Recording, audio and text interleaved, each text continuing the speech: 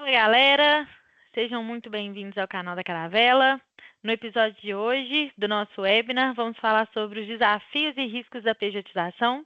Eu sou a Lu e hoje trouxe aqui o Lucas Maia, advogado trabalhista, e ele vai falar um pouquinho sobre essa nova prática, discutir um pouco as nuances, tirar as dúvidas sobre essa nova forma de prestação de serviço que está cada vez mais presente no nosso mercado. Então, Lucas, se apresente, por favor. Olá pessoal, tudo bem com vocês? Creio que sim. Queria agradecer a você, Luciana, por esse convite. Vai ser muito bacana falar sobre essa prestação, sobre os riscos, sobre as nuances, sobre o que pode e o que não pode.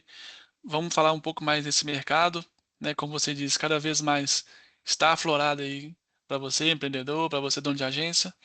Vamos bater essa bola aí. Show de bola. Então, Luquinhas, para começar, o que é a pejotização?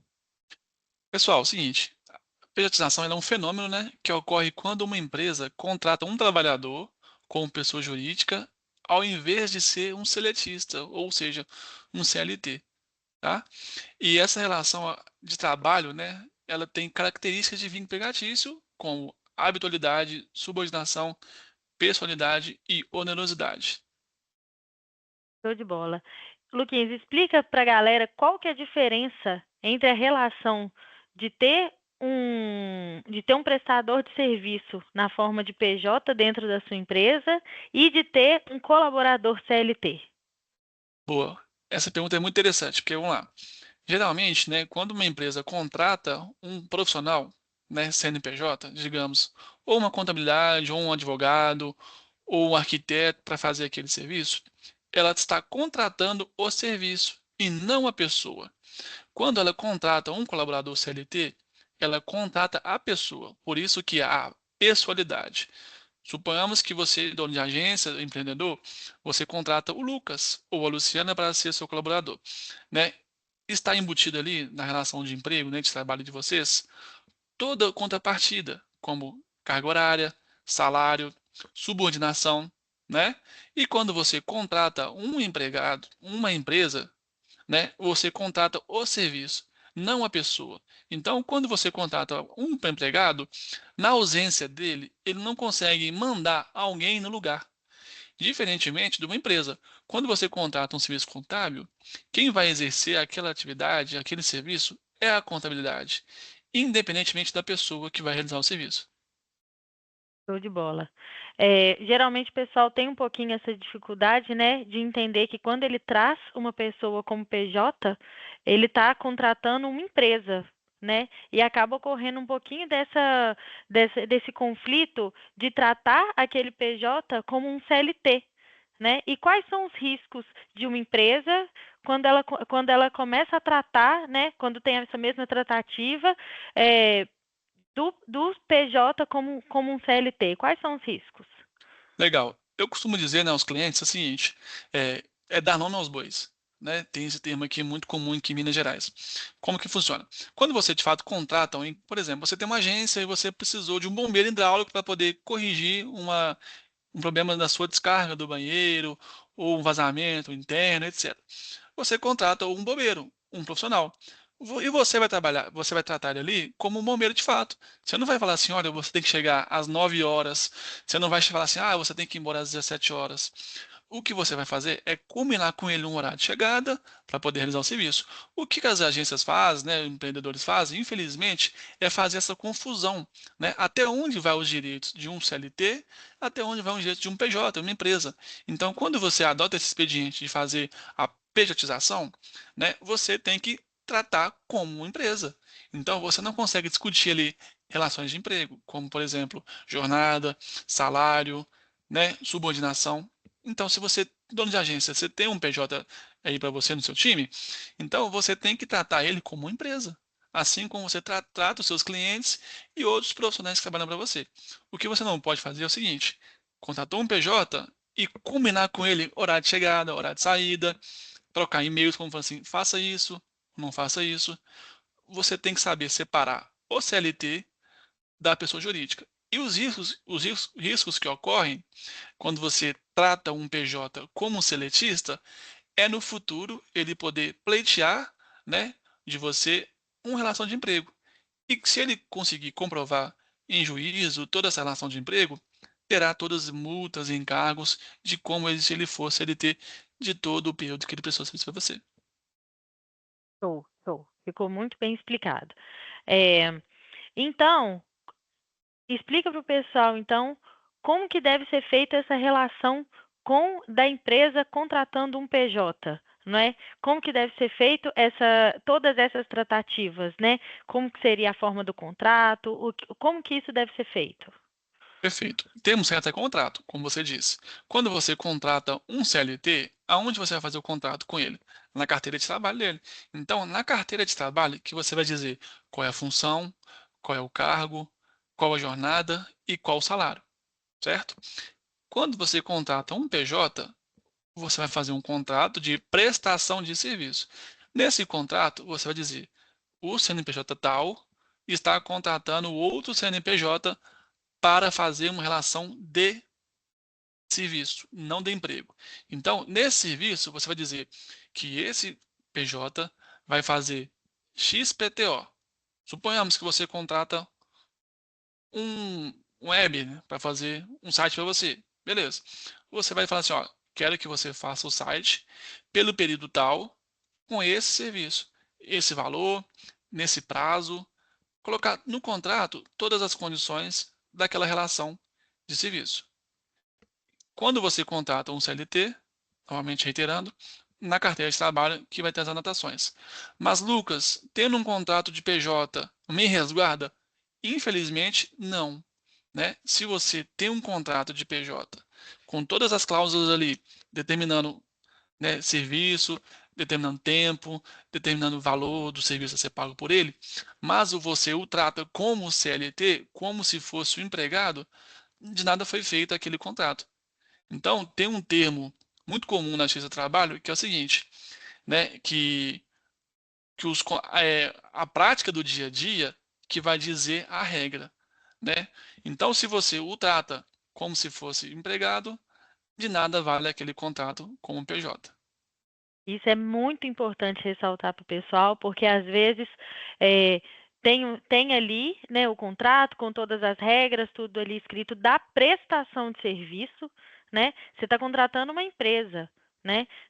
Por exemplo, você vai fazer uma festa, você contrata um buffet. Lá está qual que é o seu cardápio, qual que é o horário de funcionamento que você quer, qual que é o valor, mas agora quem que vai fazer, quem que vai servir, isso você já não pode mais, né? Exigir nem nada e nem ter aquela relação de que tem às vezes de mandar mensagem, de fazer aquelas cobranças, Exatamente. né? Isso é muito importante do pessoal saber que isso é uma das coisas que caracteriza o vínculo empregatício. E Sim, caracterizando esse vínculo empregatício, você pode ter a contrapartida do seu contratado chegar com uma ação pedindo os direitos trabalhistas, porque independente do contrato de trabalho, ele foi tratado como um CLT e ele, por assim, conseguir pleitear os direitos dele. Então, é muito exa- bom a gente se resguardar segundo essa prática. exatamente. Só se você me permite fazer um comentário, Claro. você disse a questão do buffet. Muito bem. Então, quando você contrata o buffet para fazer uma festa da sua empresa, etc., você contratou o buffet. Então, pessoal, eu estou enfatizando aqui essa tecla, estou até repetindo, por quê? Porque é essa tecla, é essa situação que bate na X Trabalho e que faz com que aquele PJ consiga o vínculo de emprego. Porque quando você contrata o buffet, vai o garçom, vai o maître, vai o copeiro, vai as pessoas que o buffet determina que vão. Não é as pessoas que você determina como contratante. Então, você contratou um buffet, não as pessoas. Então, se o buffet mandar a Luciana, o Lucas, o José, o João, o Joaquim, a Maria, não importa. Porque a relação final que você vai Uhum. receber é o buffet, não as pessoas. Diferentemente da sua empresa. Então, quando você contrata um funcionário como CLT, você contrata a pessoa, né? É pessoal, é pessoal. Então, se eu faltar no trabalho como CLT, eu posso ter contrapartida, eu posso ter o dia cortado, posso ter o benefício cortado, posso ter a falta, posso ter o abono cortado, posso ter diversas coisas cortadas, porque faz parte da relação de emprego seletista. Então, quando você contrata um profissional PJ, se ele faltar, se no seu contrato não prevê, né, a ausência dele, Então, o seu contrato está falho. Então, você pode prever multas ali em caso de ausência do prestador de serviço, sendo que você tem que focar no final. Se você contratou um PJ, qual que é o final que você espera dele? Aquele que você contratou. A Se você contratou, prestação de serviço.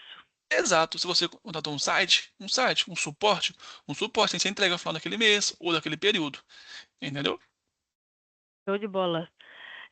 Passando aqui para as próximas perguntas.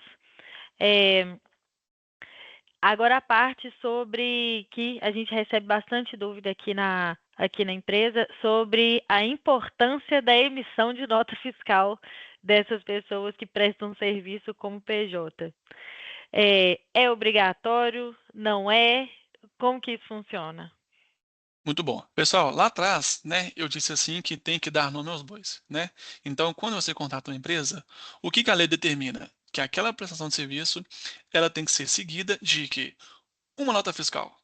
Não faz sentido você comprar uma geladeira sem nota fiscal. Se aquela geladeira der problema, a quem você recorre? A nota, né? A nota que comprova de fato que houve aquela entrega daquele produto que você comprou.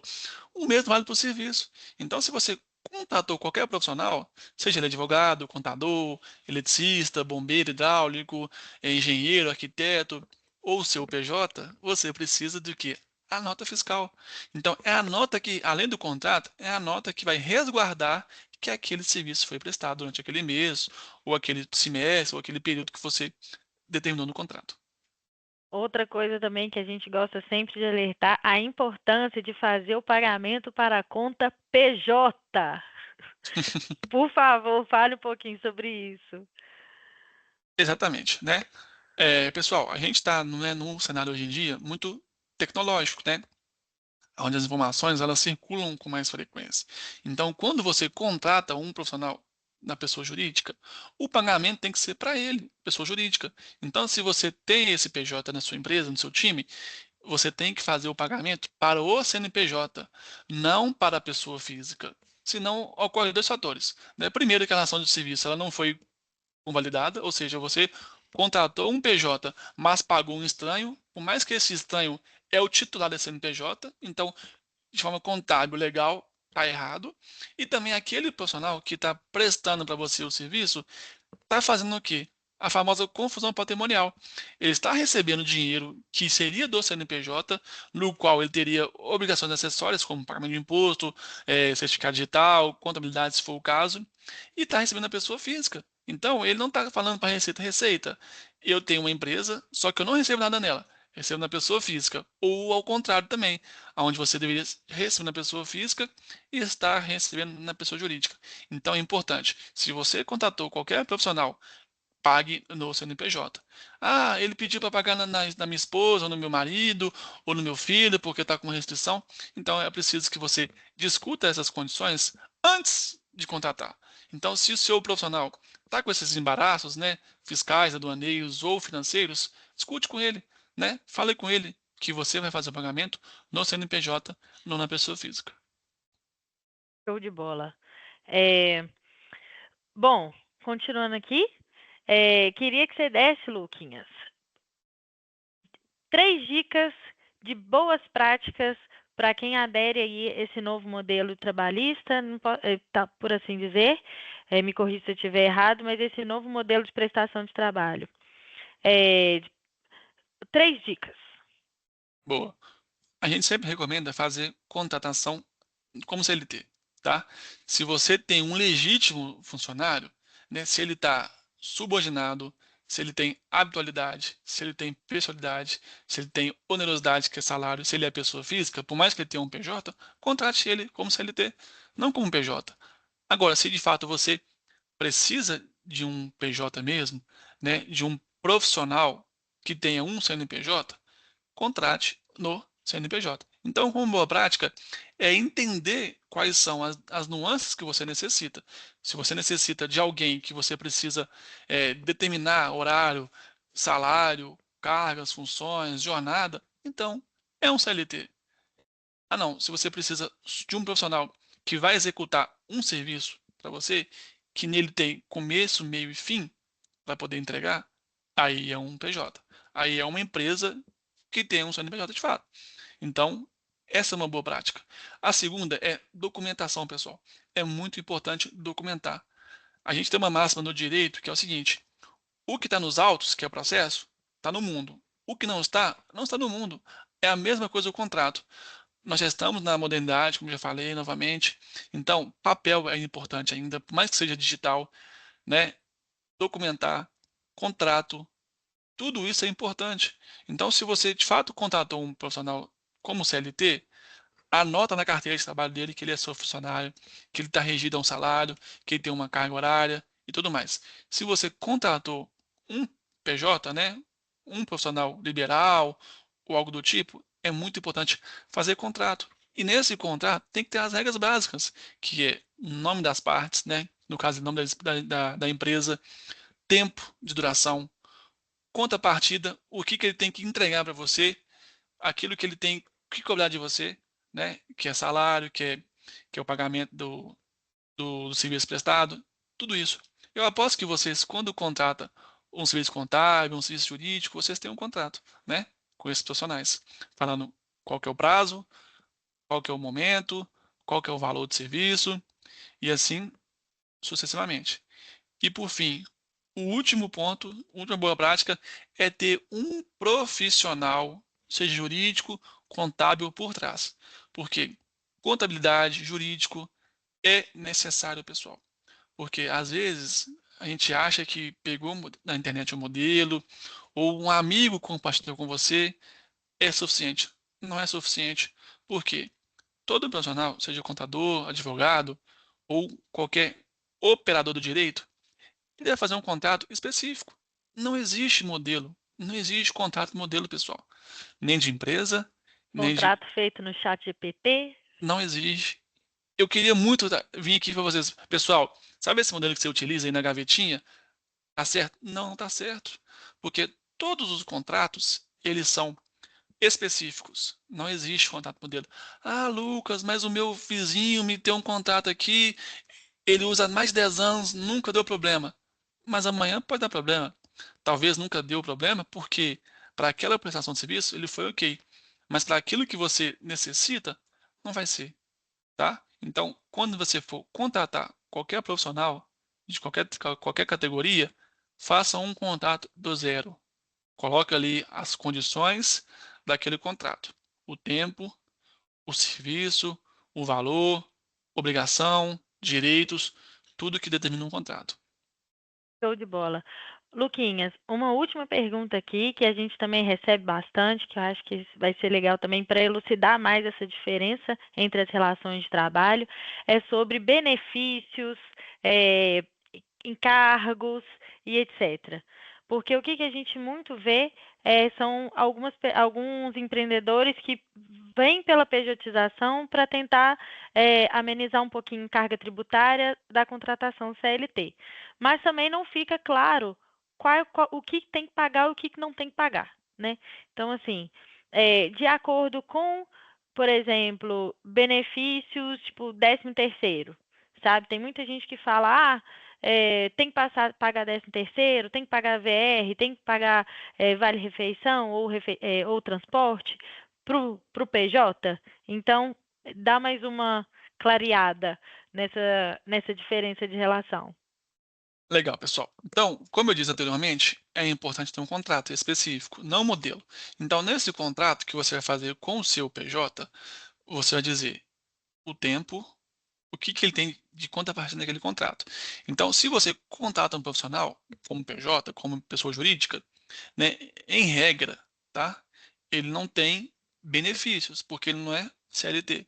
Quem tem benefícios de férias remuneradas, 13º, né, alimentação, vale transporte, plano de saúde, é o seu colaborador CLT, tá?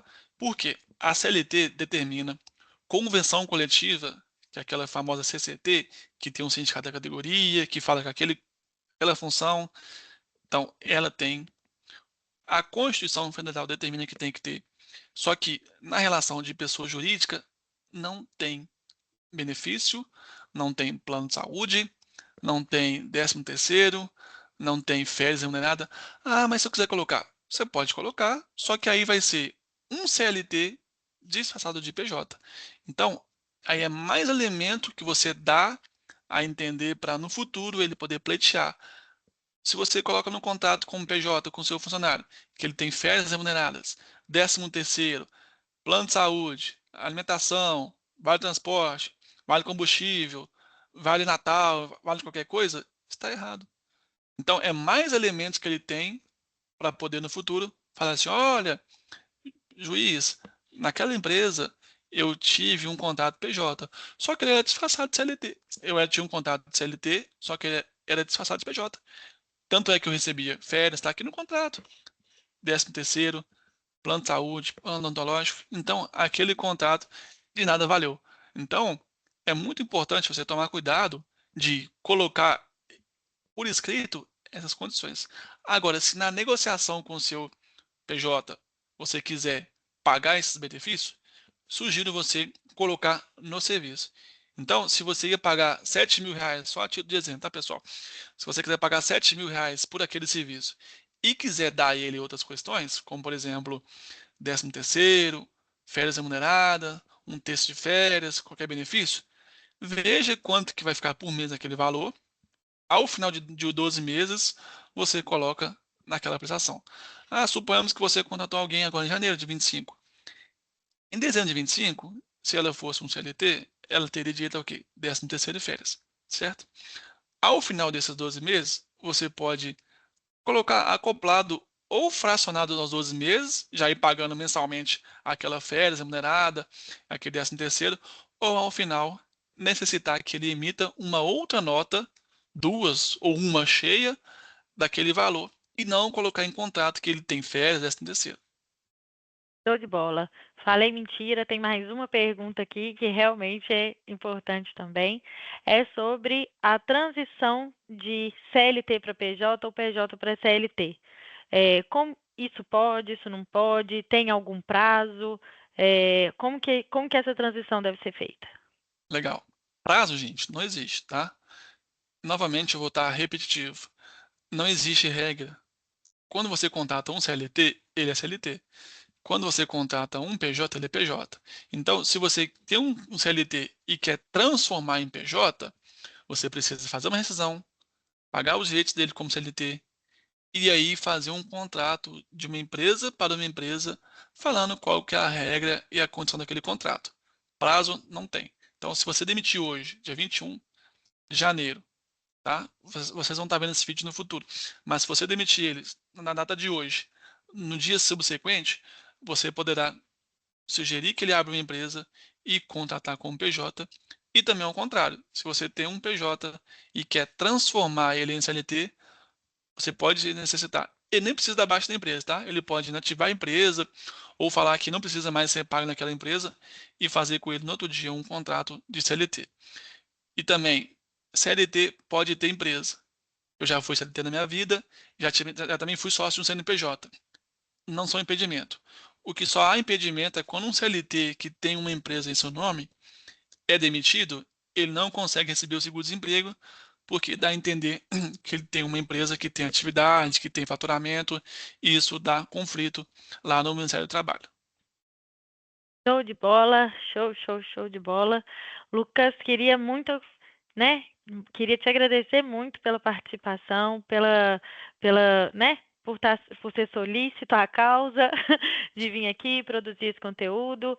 A gente vê muita coisa por aí, muita especulação por aí, então é muito bom a gente trazer uma pessoa que tem o conhecimento técnico e consiga explicar de uma forma didática, né? Porque junta contabilidade com advogado, então geralmente vira um grande festival de jargões técnicos, mas eu fico muito feliz de você ter topado vir aqui conversar trazer quase essa aula, né, de tirar dúvidas, falar sobre boas práticas de uma forma que todo mundo consiga entender de uma forma fácil. Te agradecer mais uma vez, agradecer a todo mundo, né, que ficou aqui até o finalzinho. Se tiver alguma dúvida, vou colocar tudo na descrição do vídeo, todas as nossas redes sociais, contatos, inclusive do Lucas, se alguém precisar tirar alguma dúvida com ele, quiser trazer mais alguma questão, pode ficar à vontade para falar com ele também e passar a palavra aí para o Luquinhas para ele dar Um tchau também para vocês. Obrigado, pessoal. Né? Lu, também obrigado também pelo esse carinho que vocês têm comigo. Né? É o seguinte, pessoal, o nosso objetivo aqui é ilustrar vocês. Então, tipo assim, tá muito demonizado nessa questão de pejotização, posso, não posso. Pode, pessoal, desde que você, novamente, dê nome aos bois. Então, conto com vocês. Se vocês tiverem dúvidas, vocês podem recorrer a mim, estou à disposição de vocês, né? Mais uma vez, tomem cuidado, tá? Com futuras reclamações trabalhistas, futuras multas e penalidades e o mais importante, o impacto na reputação, porque não é legal, tá? Ser réu, ter empresa lá na Justiça do Trabalho não é legal. Então, se você tem uma empresa na Justiça do Trabalho, outros profissionais vão ficar sabendo porque a CND trabalhista ela fica positiva. Então, muito cuidado com esse mercado que vocês estão atuando. Show de bola. Então é isso, pessoal. Tchauzinho e até mais. Semana que vem tem mais conteúdo aí para vocês. Tchauzinho.